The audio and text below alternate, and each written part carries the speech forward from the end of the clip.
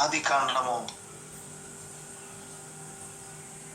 1వ అధ్యాయం చూసినట్లయితే 27వ వచనంలో దేవుడు తన స్వరూపమందు నరుని సృజించెను, దేవుని స్వరూపమందు వారిని సృజించెను, స్త్రీని గాను పురుషుని గాను వారిని సృజించెను. దేవుడు వారిని ఆశీర్వదించెను. ఎట్లనగా మీరు ఫలించి అభివృద్ధి పొంది విస్తరించి భూమిని నిండించి దానిని లోపరుచుకొనుడి, సముద్రపు చేపలను ఆకాశ పక్షులను భూమి మీద ప్రాకు ప్రతి జీవిని ఏలుడని దేవుడు వారితో చెప్పాను. ప్రభునందు ప్రియరా, దేవుడు తన పోలికలో తన స్వరూపమున మనల్ని చేశారు. ప్రసంగి గ్రంథంలో చూస్తే దేవుడు నరులను యథార్థవంతులుగా పుట్టించాను, అయితే వారు వివిధమైన తంత్రములు కల్పించుకొని ఉన్నారు అని రాయబడి ఉన్నది. కాబట్టి 7వ అధ్యాయం 29వ వచనంలో ఈ మాట కనబడుతుంది. కాబట్టి దేవుడు యథార్థవంతులుగా పుట్టించాడు.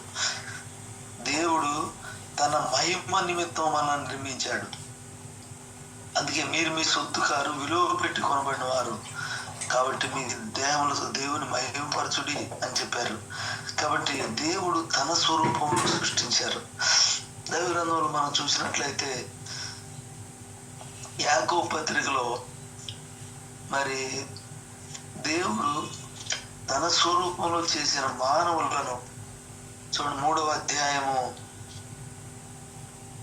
9వ వచనం చూస్తే, నాలుగుతోనే తండ్రి అయిన ప్రభువును స్తుతింతుము, నాలుగుతోనే దేవుని పోలికగా పుట్టిన మనుషులను శపింతుము. ఒక్క నోట నుండి ఆశీర్వచనము శాపవచనము బయలువెళ్ళును. సోదరులారా, ఇలా ఉండకూడదు. నీటి బుక్కలో ఒక్క జల నుండి తీయని నీరును చేదు నీరును ఊరునా? నా సహోదరులారా, అంజూరపు చెట్టున ఒలివ పండ్లైనను ద్రాక్ష తీగన అంజూరపు పండ్లైనను కాయునా? అటువలనే ఉప్పు నీళ్ళ నుండి తీయని నీళ్లను ఊరవు. చూడండి, దేవుని వాక్యంలో మరి దేవుని పోలికగా పుట్టిన మనుషుల్ని శపించడం, దేవుని పోలికగా పుట్టిన మానవులను చూసి ద్వేషించడం, దేవుని పోలికగా పుట్టిన ప్రతి మనిషిని మనం చూసినప్పుడు వారి పట్ల ఎలా ప్రవర్తిస్తున్నాము అనేది ఒకసారి మనం జ్ఞాపకం చేసుకోవాలి. ఈ ప్రపంచంలో ప్రతి మానవుడు దేవుని పోలికగా పుట్టినవాడు. వారి ప్రవర్తనను బట్టి మనం వారిని ద్వేషిస్తాం, వారిని దూషిస్తాం, వారిని ఇబ్బంది పెడతాం. ఎన్ని పర్యాయాలు మనం దేవుని పోలికగా పుట్టిన మనుషులను మరి బాధ పెట్టేవారిగా ఉన్నామో, బాధ పెట్టిన వారిగా ఉన్నామో మనము పరిశీలన చేసుకోవలసి ఉన్నాం. ఒకే నీటి బొగ్గలు ఒక్క జల నుండి తీయని నీరు చేదు నీరు ఊరునా? మనము భక్తి చేస్తున్నామని చెప్తున్నాము, దీవించుడి కానీ శపించుడి అని చెప్పాడు ప్రభు. కానీ దీవించడం జరుగుతుందా? శపించడం కూడా జరుగుతుందా? కాబట్టి అంజూరు చెట్టున ఒలివ పండ్లు, ద్రాక్ష తీగన అంజూరు పండ్లు కాస్తాయా? ఉప్పు నీళ్ళలో తీయని నీళ్లు ఊరవు. దేవుని పిల్లరా, మరి భక్తి చేస్తున్నామని చెప్తున్నాము, కానీ శపించుట, మనుషులను ద్వేషించుట, అసూయపడుట, ఇవన్నీ ఎలాంటి దేవునికి విరుద్ధమైన పనులు మనం ఒకసారి పరిశీలన చేసుకోవలసి ఉన్నాం. దేవుడు దీవించాడు, దేవుడు ఆశీర్వదించాడు. మీరు ఫలించండి, అభివృద్ధి పొందండి, విస్తరించండి అని చెప్పాడు ప్రభు. మొట్టమొదట ఆదాము అవ్వలైన వారు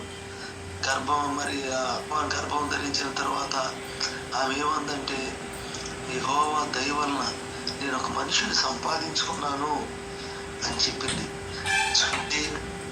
ఆది కాండము 4వ అధ్యాయం 1వ వచనం చూస్తే, ఆదాము తన భార్య అయిన హవ్వను కూడినప్పుడు ఆమె గర్భవతి కన్యను కని యెహోవా దయ వలన నేను ఒక మనిషిని సంపాదించుకున్నాను.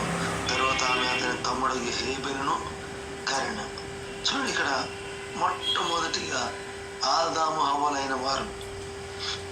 మరి వారికి సంతానముగా మనం చూసినట్లయితే 3వ వచనం చూస్తే 5:3లో ఆదాము 130 ఏళ్ళు బ్రతికి తన పోలికగా తన స్వరూపమున, చూడండి, దేవుడేమో తన పోలికన తన స్వరూపమున ఆదామును సృష్టించాడు.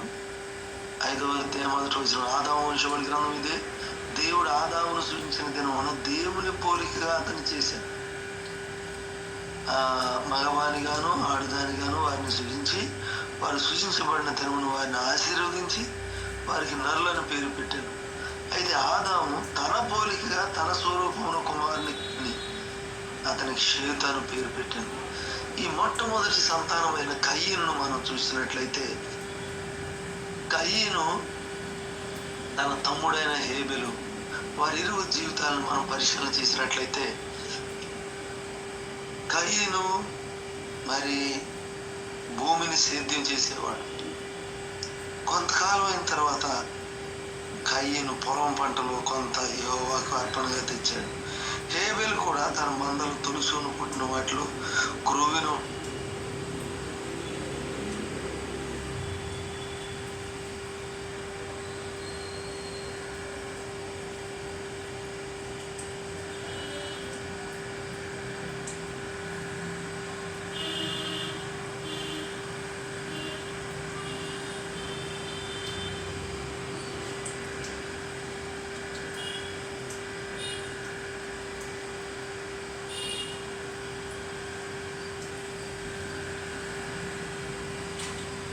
ఎలా ఇంత బస్తాడు కనబడాలని తెచ్చింది, కానీ అంత తాలు తప్ప అంత తెచ్చింది. ఎంత విచారం అండి! దేవునికి ఇచ్చేది ఎలాంటిది తెచ్చిందో చూడండి. కయీను అర్పణను దేవుడు అంగీకరించలేదు, లక్ష్య పెట్టలేదు. కానీ హేబెలైతే తులుచూలను పుట్టిన వాటిలో క్రొవ్విన వాటిని కొన్ని తెచ్చాడు. యెహోవా హేబెలును అతని అర్పణను లక్ష్య పెట్టెను. చూడండి, శ్రేష్టమైనవి దేవునికి అర్పించాలి. గోనివి, గుడ్డివి, గజ్జివి, తెగులు గల వాటిని, అంగవైకల్యం గల వాటిని, అలాంటివి దేవునికి పనికిరావు. ఒక శ్రేష్టమైనవి, పవిత్రమైనవి, అలాంటివి దేవునికి కావాలి. దేవుని బిడ్డలారా, నిజముగా దేవునికి మన అర్పణ మనమే సజీవ యాగముగా మన దేహములను సమర్పించుకోవలసి ఉన్నాం.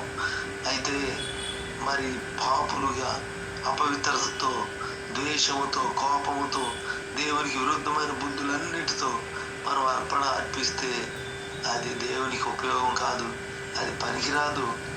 చూడండి, ప్రతి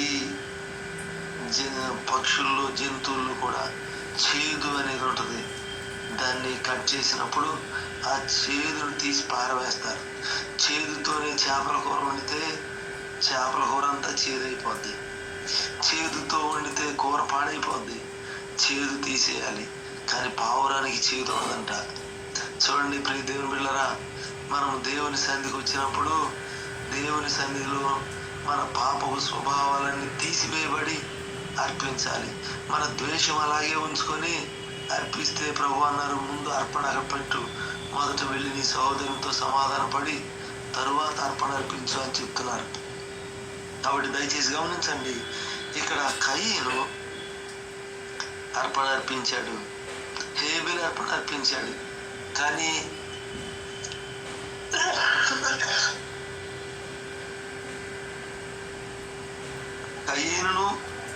కయీను అర్పణ లక్ష్య పెట్టలేదు. కాబట్టి కయీనుకు మిక్కిలి కోపం వచ్చి అతడు తన ముఖం చిన్నబుచ్చుకున్నాడు.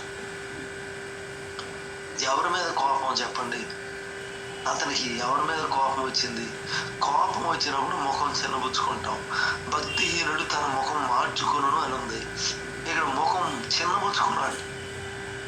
ఈ సందర్భంలో మనం ఆహాబును జ్ఞాపకం చేసుకుంటే, ఆహాబు తన నగరం ఆనుకుని ఉన్న నాబోతు ద్రాక్ష తోట కావాలని మొదటి రాజుల గ్రంథం 21వ అధ్యాయం నుండి చూస్తే, ఆ మొదటి నుండి చూస్తే మనకు కనబడుతుంది. అక్కడ ఆహాబు తనకు కూర తోటగా ద్రాక్ష తోటనిమ్మని అడుగుతున్నాడు. అయితే ఇది నా పిత్రార్జితం, కాబట్టి నీకు ఇచ్చుటకు నాకు ఎంత మాత్రం వల్ల పడదు అని చెప్పాడు. చూడండి, ఆ సమయంలో మూతి ముడుచుకొని భోజనం చేయకుండా ఎవరితో మాట్లాడకుండా మంచం ఎక్కాడు.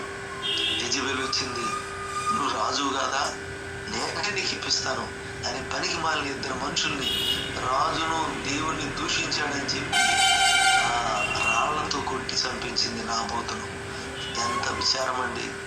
చూడండి, ద్రాక్ష తోట ఇవ్వనందుకు, పిత్రార్జితాన్ని ఇవ్వనందుకు నాబోతును చంపించేసింది. ఇక్కడ చూడండి, ఈ కయీను ముఖం చిన్నపుచ్చుకున్నాడు, కోపంగా ఉన్నాడు. ప్రభు అంటున్నారు 4వ అధ్యాయం 6వ వచనం, ఆదికాండంలో, యెహోవా కయీనుతో, నీ కోపమేలా, ముఖం చిన్నబుచ్చుకుని ఉన్నావేమి, నీవు సత్క్రియ చేసిన ఎడల తలనెత్తుకొనవా, సత్క్రియ చేయని ఎడల వాకిట పాపం పొంచి ఉండును, నీ ఎడల దానికి వాంఛ కలుగును, నీవు దానిని ఏలుదు అని చెప్పాను. మనం దైవ గ్రంథంలో చూసినట్లయితే, మరి మార్కు సువార్త 10:17 నుండి చూస్తే, అక్కడ యవ్వనుడు పరిగెత్తుకుని వస్తాడు, మార్గంలోనే మోకరించి నిత్య జీవానికి వారసుని అవ్వాలంటే ఏం చేయాలని అడిగాడు. తర్వాత ఆజ్ఞలన్నీ పాటించమని ప్రభు చెప్తే, బాల్యం నుండి అవి అనుసరిస్తూనే ఉన్నానన్నాడు. యేసు అతను చూచి అతను ప్రేమించి, చూడు ఎంత అర్పణతో వచ్చాడు, ఎంత సమర్పణతో వచ్చాడు. ఓ, బాల్యం నుండి దేవుని వాక్యాన్ని నెరవేర్చేవాడిగా, అనుసరించేవాడుగా, ఆజ్ఞలన్నీ పాటించేవాడిగా కనబడుతున్నాడు. యేసు అతన్ని చూచి అతన్ని ప్రేమించి అతనికి, నీకు ఒకటి కొదువుగా ఉన్నది, నీవు నీ ఆస్తి అమ్మి బీదలకిమ్ము, నీకు తర్వాత వచ్చి నన్ను వెంబడించి పరలోకంలో నీ గొప్ప ధనం కలుగుతున్నాను. కానీ మిగులు ఆస్తి కలవాడు కనుక ముఖము చిన్నబుచ్చుకొని వెళ్ళిపోయాడు. చూడండి, ఆహాబు మూతి ముడుచుకున్నాడు, ఇక్కడ ముఖం చిన్నబుచ్చుకున్నాడు. ప్రియ దేవుని బిడ్డలారా, ఇతడు ముఖం చిన్నబుచ్చుకున్నవాడుగా కనబడుతున్నాడు. ముఖము చిన్నబుచ్చుకొని వ్యసన పడుతూ వెళ్ళిపోయాడు. భక్తి విడిచిన వాని మార్గములు ఎలాంటి వ్యసనం అయిపోద్దో చూడు. వ్యసన పడుతూ వెళ్ళిపోయాడు ఈ ధనవంతుడు. ఎంత విచారమో. దేవుని బిడ్డలారా, ప్రభు సన్నిధికి వస్తున్నాం, భక్తి చేస్తున్నాం అని చెప్తున్నాం. దేవుని మాటలు మనకు వినబడినప్పుడు ముఖం చిన్నబుచ్చుకునే వారిగా ఉన్నామా? మన బ్రతుకులు ఎలా ఉన్నాయి? దేవుడు మన పాపం మనకు అర్థం చేసినప్పుడు, నా గురించే చెప్పారు, నన్నే టార్గెట్ చేశారు అనుకుంటున్నామా? దేవా, నాతో మాట్లాడారు, నా పాపాలు క్షమించని పశ్చాత్తాపడుతున్నామా? చూడండి, దైవ గ్రంథంలో ఈ సందర్భంలో మనం జ్ఞాపకం చేసుకున్నట్లయితే, మార్కు సువార్తలో మనం చూసినట్లయితే, హేరోదు తన సహోదరుడైన ఫిలిప్పు భార్యను పెళ్లి చేసుకున్నాడు.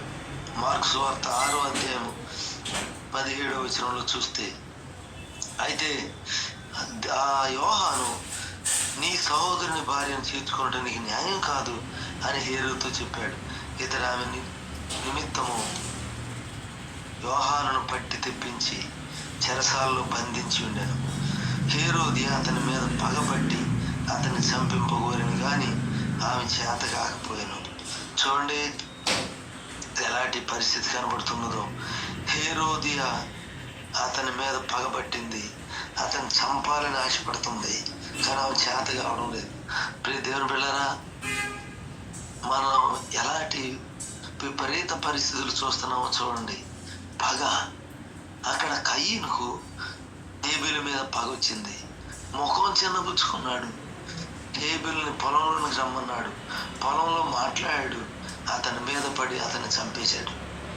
ఎంత విచారం అండి. హేబెలుని చంపడానికి ఏమన్నా తనలో ఏమైనా లోపం ఉన్నదా?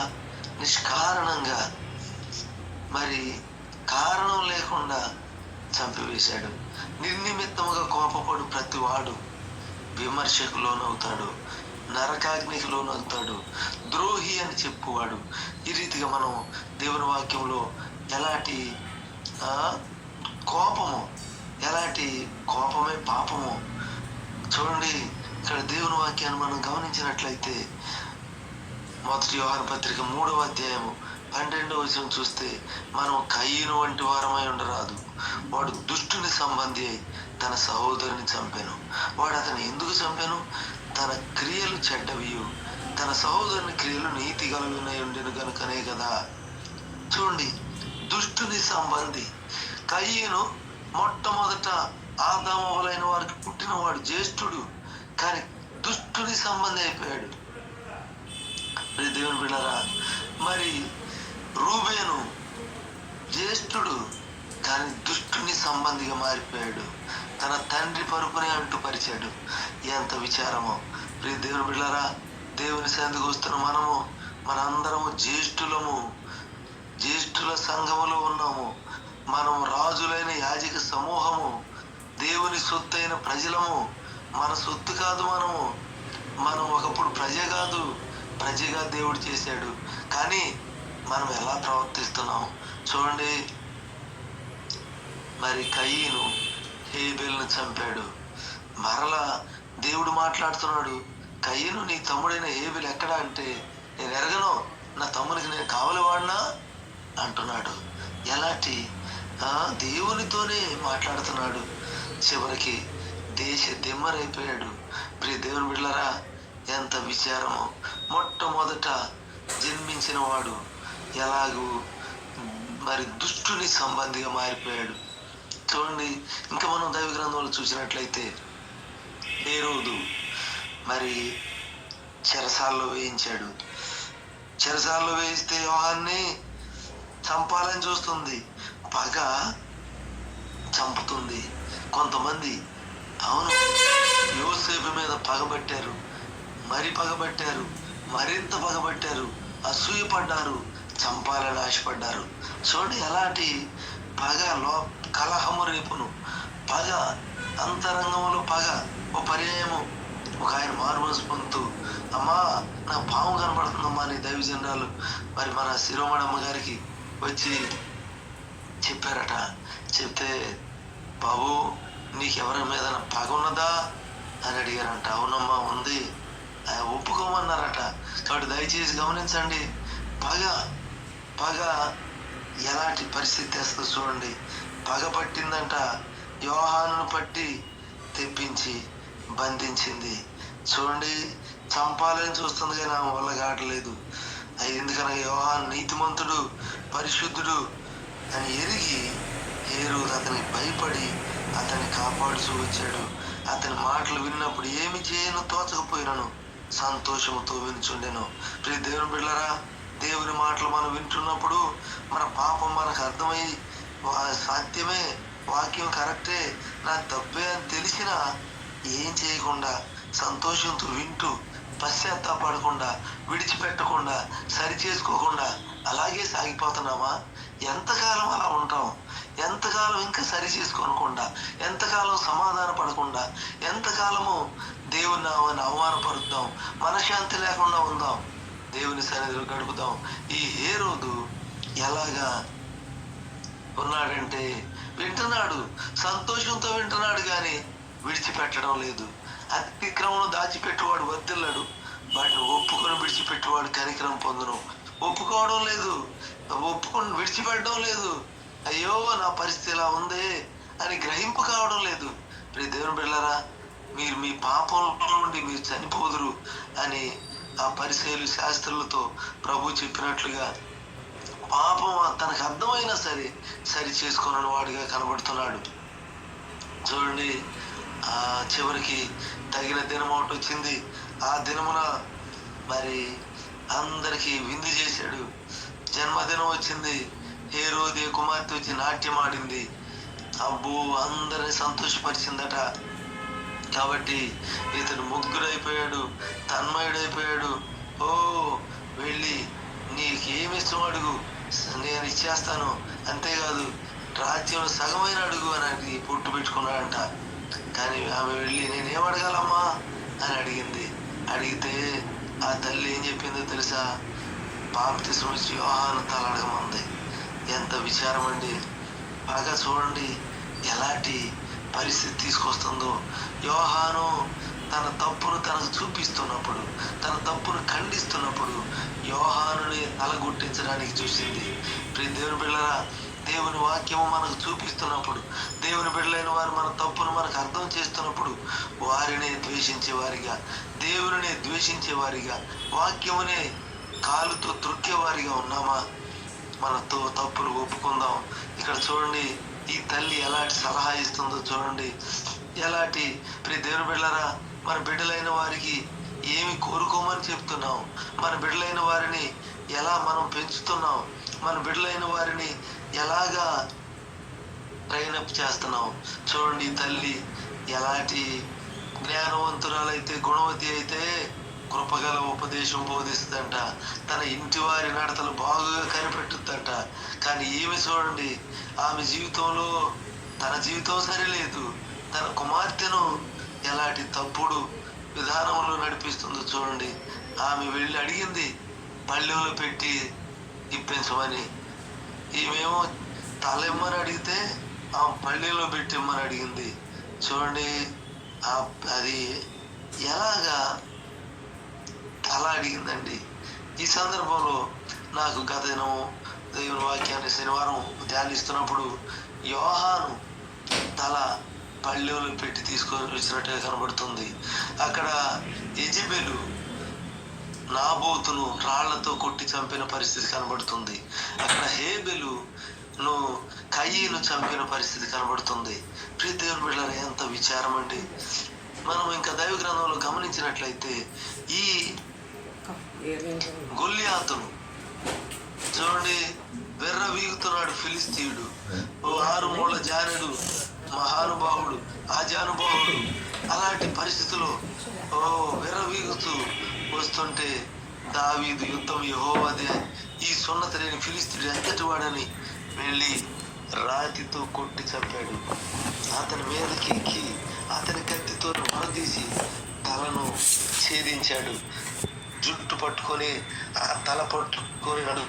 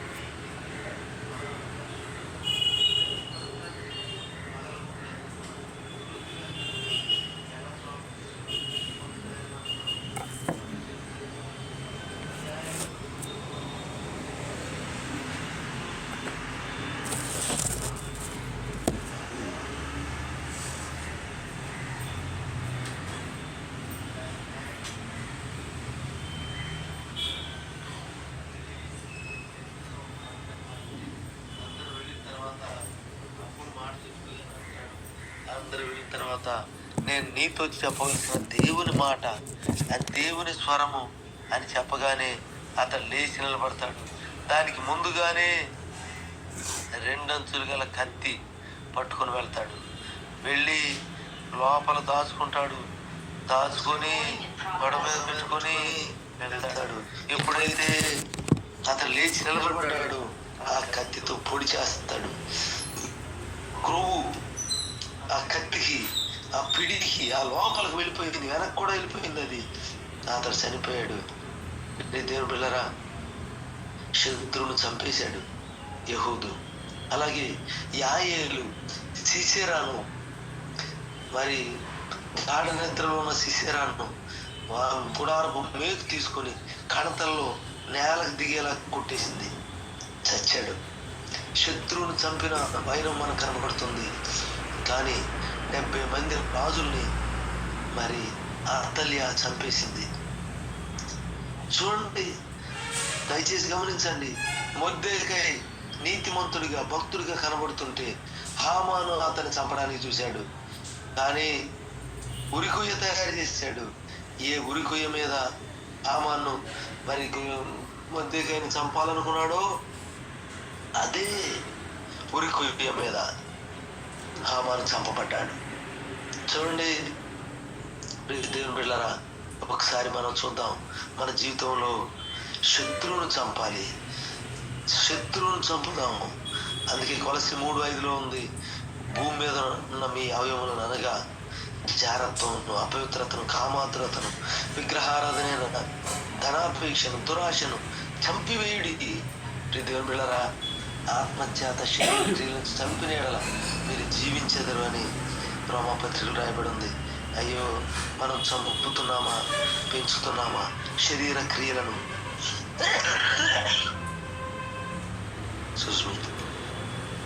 శరీర ఆశలను, శరీర క్రియలను చంపేవారిగా ఉన్నామా? ఎలాంటి స్థితిలో ఉన్నామో మనము పరిశీలన చేసుకోవలసిన దేవుని బిడ్డలారా, దయచేసి గమనించండి. గొల్లియాతు తల చేత పట్టుకోవటం సబబే, అది మంచిదే, శత్రువును చంపిన వాడిగా కనబడుతున్నాడు. కానీ ఇక్కడ యోహాను తల. దేవుని బిడ్డలారా, దేవుడు మనల్ని ఎంతో ప్రేమించి మనకు ఒక మంచి సహవాసాన్ని ఇచ్చారు, మంచి జీవించి బోధించి ఆత్మీయ తల్లిదండ్రులు ఇచ్చారు, మంచి సేవకులను ఇచ్చారు, మనకు దేవుని వాక్యాన్ని సూటిగా తేటగా బోధించి దైవజనులు ఇచ్చారు. అయితే మన జీవితాన్ని ఎలా దిద్దుకుంటున్నాం? చూడండి, నాతాను ప్రవక్త దావీదు దగ్గరకు వచ్చాడు. నీ రాజ్యంలో ఎలా జరిగిందయ్యా? 100 గొర్రెలు ఉన్న ఒక వ్యక్తి, ఒక అతను ఉన్నాడు, ధనవంతుడు. మరొక వ్యక్తి పేద వ్యక్తి, ఒకే ఒక గొర్రె ఉంది. అది ఎంతో అల్లారు ముద్దుగా పెంచుకుంటున్నాడు. గోరు మొదలు పెడుతూ తన ప్రక్కలోనే పనులను చేసుకుంటూ ఉన్నాడు. కానీ మార్గస్థుడు ఒకడు ఈ 100 గొర్రెలు ఉన్న వారి ఇంటికి వస్తే ఆ ఒక్క గొర్రె 100 గొర్రెలు వాటి వధించలేదు, కానీ ఈ ఒక్క గొర్రెనే ఆయత్తం చేశాడు. కాబట్టి ఇలా జరిగిందనగానే ఆ కోపంతో రగిలిపోయాడు, రౌద్రుడైపోయాడు, లేచాడు. ఎవరు అక్కడ? ఎవరయ్యా? అతడు నిశ్చయంగా మరణానికి పాత్రుడు, అతన్ని చంపేయాలి, అతనికి 4 గొర్రెలు ఇవ్వాలి అని చెప్పాడు. దేవుని బిళ్ళారా, ఆ మనుషుడు నీవే అనగానే సీరియస్ అయిపోయి, నేను రాజునైతే నన్ను ఇలాగంటావా అని అనలేదు, కానీ నేను పాపం చేశానని ఒప్పుకున్నాడు. దేవుని బిళ్ళారా, దావీదు ఎంతో భక్తుడు, దేవుని ఇష్టానుసారుడైన మనుషుడు. కానీ తాను చేయరాని పాపం చేసినందువల్ల నిర్దోషి అయిన ఊరియాను చంపినందువల్ల ఎలాంటి నష్టము అనుభవించాడు, ఎలాంటి క్షోభను, ఎలాంటి విచారమును, ఎలాంటి శ్రమను, అరణ్యమును పాలైపోయి ఎలాంటి నష్టం అనుభవించాడో. సొంత కుమారుడి ద్వారా తరువబడిన వాడిగా సొంత కుమారుడే తన కుమార్తెను చేర్చిన పరిస్థితి. అయ్యో, ఎంత విచారము! ప్రియ దేవుని బిళ్ళారా, దయచేసి చూడండి, ఇక్కడ ఊరియాను చంపిన ఆ పరిస్థితిని బట్టి ఆ శాపము ఆ కుటుంబాన్ని ఎంత ఏలుబడి చేసిందో.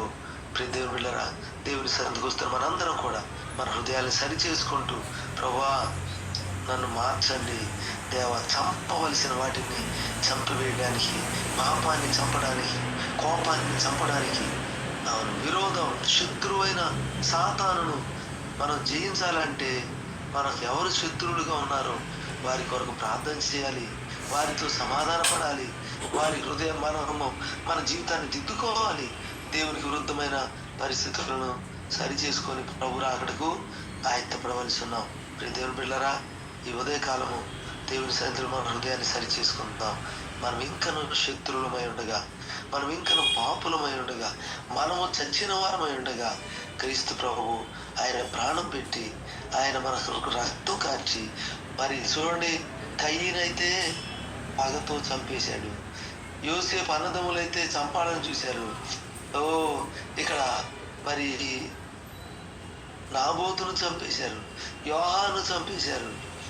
దేవుని బిళ్ళరా, కానీ మన పాపమును బట్టి మనం చంపబడవలసి ఉండగా క్రీస్తు ప్రభువే మన కొరకు చనిపోయి ప్రాణం పెట్టి భక్తిహీనులమైన మన కొరకు యుక్త కాలమందు క్రీస్తు ప్రభు చనిపోయారు.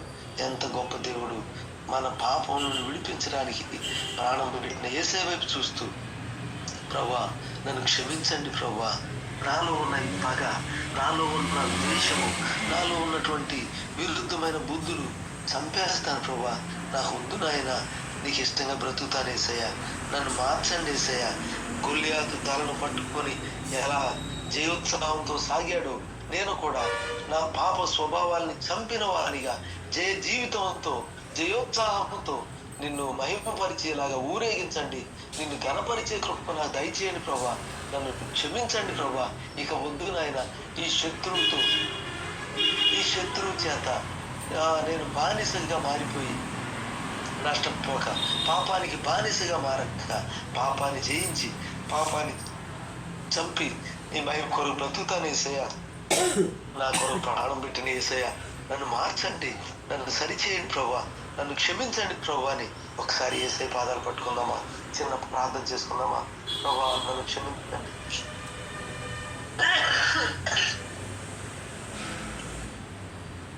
ప్రార్థన చేసుకుందాం. Recording stopped.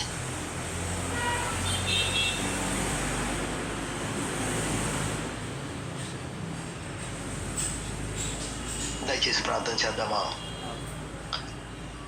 ప్రభు సన్నిధిలో మన హృదయాన్ని కృమ్మరించుకుందాం, పశ్చాత్తాపడదాం.